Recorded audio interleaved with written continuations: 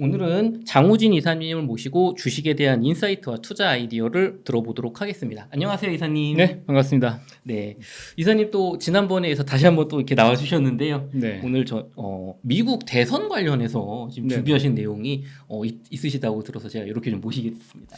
지난번에 이제 웅달 책방의 영상들을 분석하다 보니까 많은 분들이 투자의 기회를 노리려고 하시더라고요. 그러니까 언제 이번에 진짜 기회니까 기다렸다가 투자하시라. 뭐 이런 얘기들을 좋아하시는데 제가 봤을 때 이제 이번 미국 대선이 굉장히 큰 기회다 싶어가지고 제가 생각했던 이유나 이 데이터들을 한번 보여드리려고 가지고 왔어요. 네. 이거 굉장히 재밌습니다. 아, 그런가요? 네. 기대됩니다. 생각보다 네.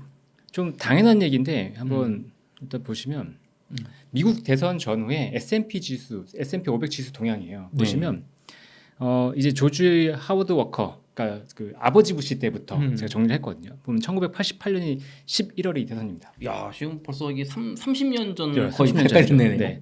그러니까 이 대선 1년 전 일단 보세요. 대선 네. 1년 전에 이 기간 동안 보통 대선 홍보를 많이 할 거고 정책 얘기를 많이 할 거니까 이때는 좋을 거라는 예상을 좀 할 수 있겠죠. 그렇죠, 그렇죠. 이때 시장을 보면 버락 오바마 때를 빼고 다 올랐습니다. 그러네. 오바마 대통령 이때 2008년 금융위기 때 맞아요. 빼고는 지금 네. 다 뭐 10% 20%. 예. 그렇죠. 금융위기 빼고는 다 올랐습니다. 직전 1년 일단 대선 분위기 때문에 좋았어요. 그러면 그러니까 대선 이후의 1년 차는 어떤가 네. 보면 다 올랐습니다. 이때 빼고 조지 W 부시 아들 부시 때 빼고 다 올랐어요. 이때 혹시 9.11 그 테러 났을 때 아닌가요? 혹시 2000년 11월이잖아요. 아, 그죠. IT 버블. 네, IT 버블 때군요. 네네, IT 버블. 네, 그러면 1년 직전 1년도 좋고 그렇습니다. 뒤에 1년도 좋고. 그렇죠. 근데 여기 가운데 1개월, 6개월 차는 조금 다른 것 같아요. 다르죠. 약간이. 네, 그러니까 대선이 막 되고 났을 때는 조금 변동이 있는 거예요. 보면 대선 일 이후에 1개월 차에서 보면은 이제 버락 오바마 때 마이너스 됐고, 네. 일부 조지 W 부시 때 마이너스가 있었고, 일부 이제 마이너스가 있긴 하고, 6개월 차 때도 보면 이제 마이너스가 있긴 하죠. 근데 이때 보면 2000년대 이때, 요때는 IT 버블 때잖아요. 이때. 그렇죠. 네, 버블 요때도 터졌을 때. 이제 그 금융위기 충격이 여전히 아직 있었을 때, 네. 그때는 안 좋았다는 거예요. 그럼 그때 빼고는 다 좋았다. 그렇죠. 1년 차까지는 이제 어마어마하게 좋은 시장들이 보이는 거죠. 근데 또 보면 신기한 게 3년 차는 다 좋습니다. 왜 그런가요? 모르겠어요. 정책이 좀 이어지면서 정책 효과가 나타나기 때문인지 모르겠는데 뭐 우연을 일칠 수도 있고 요건 일단 모르겠지만 일단은 1년 차 쪽에서는 굉장히 좋다라는 게 보이는 거죠. 그러면 우리가 미국 시장에서 1년 차를 좀 노려볼 만하네라는 생각을 가져갈 수 있는데 그러면 S&P 500만 이랬냐? 네. 나스닥을 좀 보자는 거죠. 네. 맞아요. 요즘 나스닥에 관심이 많으십니다. 네. 기술주. 똑같아요. 그러네요. 네, 나스닥도 보시면 직전 1년 차에 봤을 때 버락 오바마 때 마이너스. 네. 그다음에 이후 1년 차, 대선 이후 1년 차를 봤을 때 이제 아들 부시 때 말고는 다 플러스입니다. 그만큼 대선이라고 하는 이벤트가 미국에서 굉장히 중요하게 작용한다라는 걸 보여주고 있는 거죠. 물론 이제 1개월 차, 6개월 차 때는 이제 좀 변수들이 있어요. 마이너스가 있기 때문에 네. 뭐 중간중간에 마이너스가 나는 건 그럴 수 있겠지만 그쵸. 1년을 두고 봤을 때 1년 시결로 봤을 때 분명히 미국 시장에서는 기회가 있다라는 거죠. 그래서 이 대선 이벤트는 우리가 무조건 이용해야 되는 약간 4년 만에 돌아오는 개돈 그런 해로 이제 보셔도 될 것 같아요. 그럼 미국의 대선 사이클 맞춰서 미국에 일시적으로 투자하면 무조건 번다. 그렇죠. 네. 물론 이런 큰 어떤 버블이 터지는 리스크는 있지만 그것만 그렇죠. 제외하면. 네. 그래서 좀 궁금했어요. 우리나라는 어떨까? 아, 우리나라도 이제 대선 전후로 해서 좀 변화가 있지 않을까 네. 찾아봤거든요. 네. 네. 보시면 이제 코스피 위에는 코스피고 아래는 코스닥이에요. 네. 이 대통령이 이제 92년부터 네. 코스닥은 2000년부터 있었으니까 네. 노무현 대통령 때부터인데 자 직전 1년 보시면 뭐 그렇게 나쁜 건 아니지만 그렇다고 해서 딱히 뭐 그쵸. 좋은 것도 아니에요. 맞아요. 근데 대선 1년 전에는 그래도 차라리 좋거든요. 네. 근데 집권 1년 차 보세요.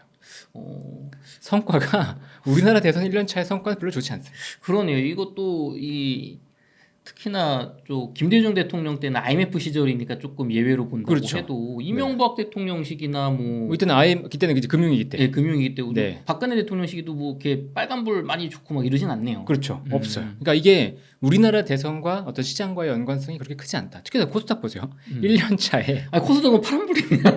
네.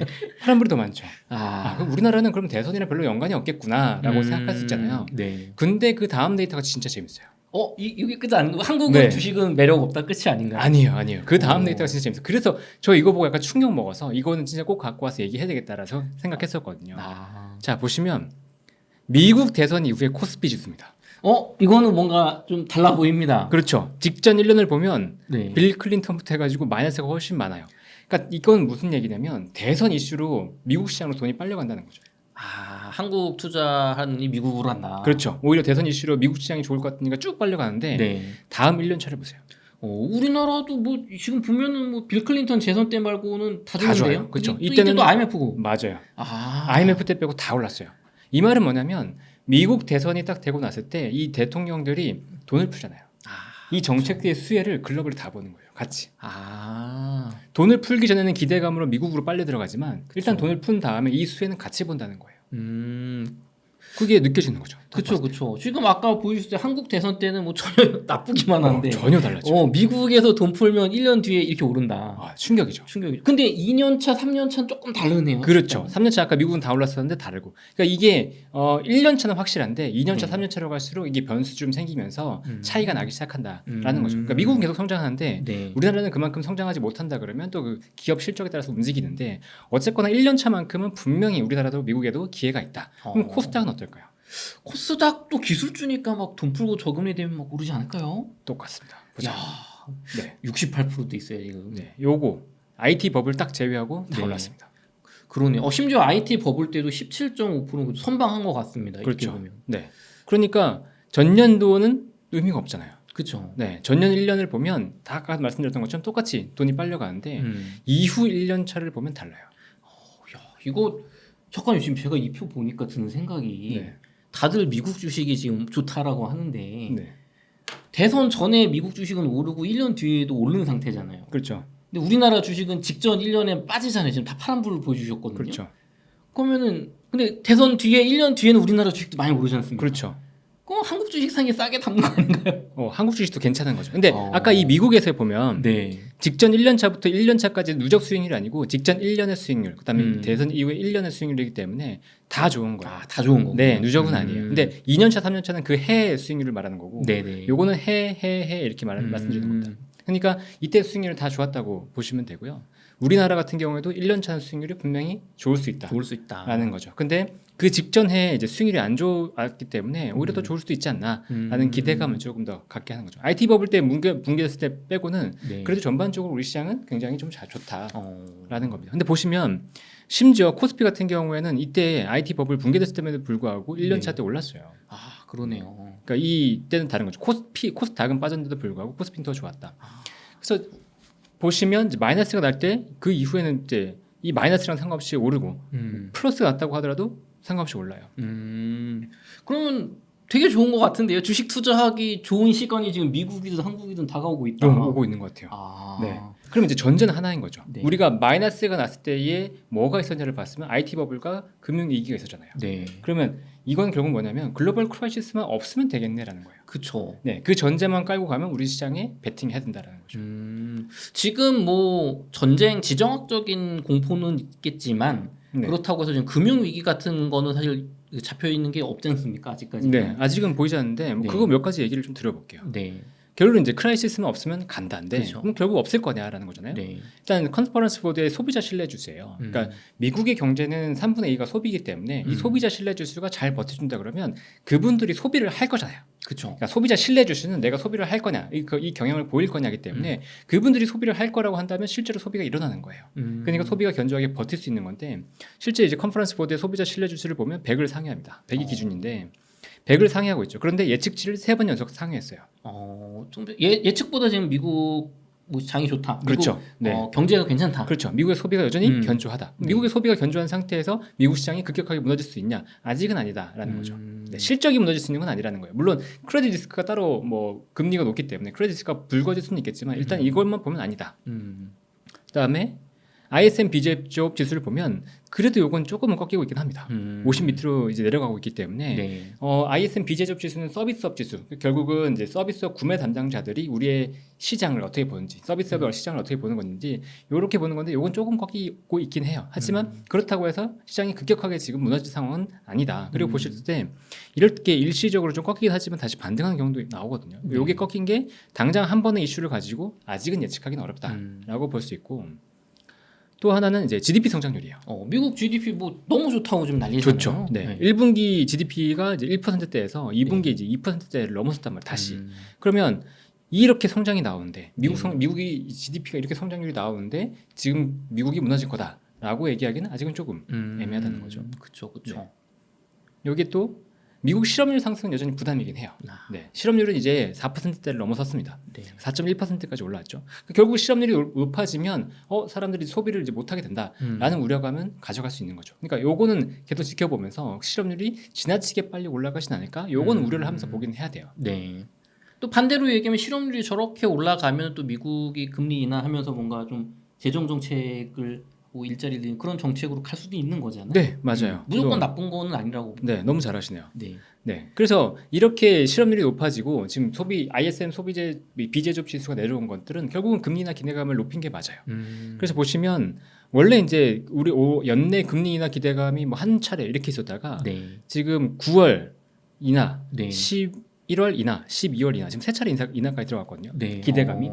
네, 결국 이제 실업률이 올라가면서 경기가 꺾이면 연준도 인하를 할 거다라는 이제 생각이 들어온 거죠. 거기다가 인플레이션까지 지금 내려오고 있기 때문에 금리가 인하된다는 건 결국 유동성이 풀린다는 얘기가 되잖아요. 네. 그러니까 미국 시장은 무너지지 않는다라는 얘기로 이제 귀결될 수 있는 거죠. 여기에 더해서 이제 트럼프의 정책을 보자는 거예요. 네. 정책을 보면 이제 인플레이션의 우려가 될 건 있겠지만 그래도 결국은 트럼프가 들어오면서도 돈을 푼다는 건 굉장히 명확한 거죠. 가장 큰 거는 감세예요. 감세. 네, 2016년에 트럼프 1기를 보면 그때도 감세 정책이 가장 크게 영향을 미쳤습니다. 감세라고 하는 것의 대표적인 게 법인세를 줄였기 때문에 법인세를 줄이면 바로 기업의 이익이 좋아졌거든요. 네. 그러면서 기업의 이익이 좋아지니까 기업들이 이제 밸류 자체가 높아지면서 주가가 계속 좋았어요. 트럼프 시기에. 요게 있는 거죠. 그다음에 관세를 매기면서 이제 중국 시장이나 뭐 글로벌 시장의 제조업체들을 견제하는 건 요건 이제 인플레이션 우려긴 합니다. 하지만 미국의 기업들의 실적은 좋아질 수도 있겠죠. 그리고 인프라 투자 확대를 또 노리고 있기 때문에 인프라 투자를 한다는 것 자체는 결국은 미국의 경기는 부양이 된다라는 거기 때문에 전반적으로는 인플레이션 자극할 수 있을지언정 네. 경기에 대해서도 계속해서 부양한 정책이 나오고 있어서 지금 상황에서 이게 크게 꺾일 상황까지는 아니다라고 볼 수 있는 거죠.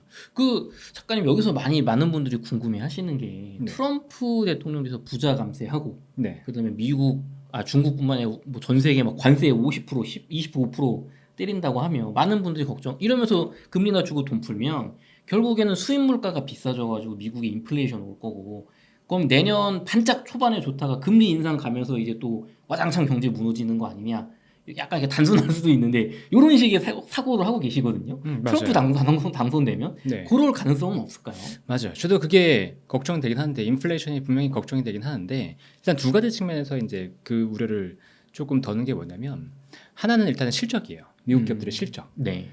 최근 오늘 이제 마이크로소프트 실적 발표가 있었죠. 이거 영상은 나중에 나가겠지만 마이크로소프트에서 실적 발표를 하면서 계속 얘기한 게 혹시 뭔지 아세요? 무슨 또 핵심이 있었나요? 우리가 달러가 너무 강해서 네. 실적이 덜 나왔어. 원래 강달러 아니면 더 나와야 되는데. 아니죠. 강달러는 덜 나오죠. 네. 달러 표시 자산이 줄어드니까 그쵸, 덜 나와요. 그쵸. 네. 그래서. 네.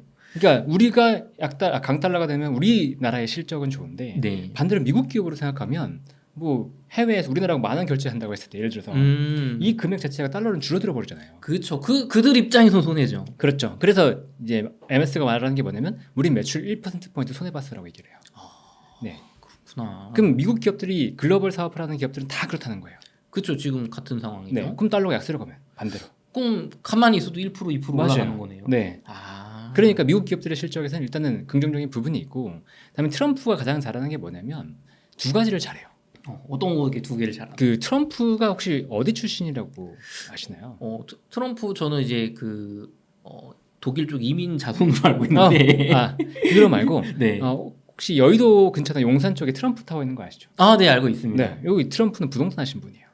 그쵸. 원래 네. 베이스가 부동산 출신이죠, 재벌이죠. 그렇죠. 네. 그래서 이분은 부동산의 공급을 굉장히 잘 관리해요. 근데 부동산의 공급을 관리를 잘한다는 건 부동산의 인플레이션을 잘 조율한다는 거예요.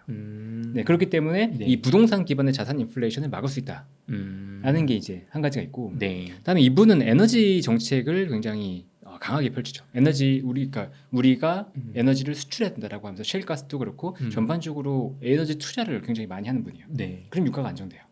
그쵸. 친환경 안 가고 우리 나라에서 뭐 많이 캐고 그렇죠. 수출하면서 안정적으로 저렴하게 가져가자. 그렇죠. 그럼 약간 옛날 우리 80년대 3조 호황 생각도 좀 나고요. 그렇죠. 그렇게 되면 이제 수입 물가 상승에 대한 부담을 줄여줄 수 있는 거죠. 에너지 가격 자체가 내려간다 그러면. 그렇죠. 에너지 가격 자체를 낮출 수가 있으니까. 그렇죠. 네. 그래서 인플레이션에 대한 건 물론 이제 영향은 좀 있을 거고 저도 네. 봤을 때는 일단 대선 전후로 했을 때 아니 오히려 금리 인하 전후로 했을 때는 저는 그 생각보다 인플레이션의 둔화가 느릴 것 같긴 하거든요. 그래서 금리 인하의 속도는 느려질 것 같아요. 시장이 기대하는 것보다. 네. 그래서 그때는 충격이 있을 거라고 예상을 하고 있기 때문에 오히려 9월이나 10월 정도 조심하자라고 얘기를 하고 있거든요. 9월, 10월을 조심해야 네, 된다. 9월, 10월. 하지만 이 표에서 봤던 것처럼 11월 이후에는 분명히 기회가 있기 때문에 네. 그 전에 현금을 만들어 주신다 그러면 오히려 큰 기회를 가져갈 수 있을 것 같습니다. 그러면은 이사님은 지금은 약간 보수적으로 보면서 현금을 조금씩 만들어야 된다. 9월, 10월 네, 그렇게 보시는 봐요. 건가요? 네, 지금은 딱 그런 시기라고 생각해요. 네, 그때 현금을 잘 만들어 놓으면 기회를 충분히 가져가실 수 있습니다. 근데 그 기회가 굉장히 재밌게도 전자공시에서도 볼 수 있어요. 전자공시에서 볼 수 있나요? 네, 정말 신기하게 볼 수 있어요. 아니라고 얘기할 수 없는 게 네. 일단은 정책과 공시의 강력한 콜라보가 나왔을 때 어떤 파급력이 있는지 한번 보여드릴게요. 네, 보여주시죠. 작가님 또 전자공시 모르면 주식 투자 절대로 하지 네, 마라라는 요 책을 요번에 출간하셨잖아요. 네, 맞습니다. 요 책을 읽으면 지금 소개해 주실 내용 다 따라갈 수 있는 건가요? 그렇죠. 이거는 뭐 쉽게 따라갈 수 있습니다. 여러분이 조금만 노력만 한다 그러면 충분히 따라갈 수 있어요. 그래서 이건 한번 살펴보면 굉장히 재밌습니다. 일단 정책과 공시가 왜 콜라보를 이루느냐 네. 말씀드릴게요. 전력기기 사례예요.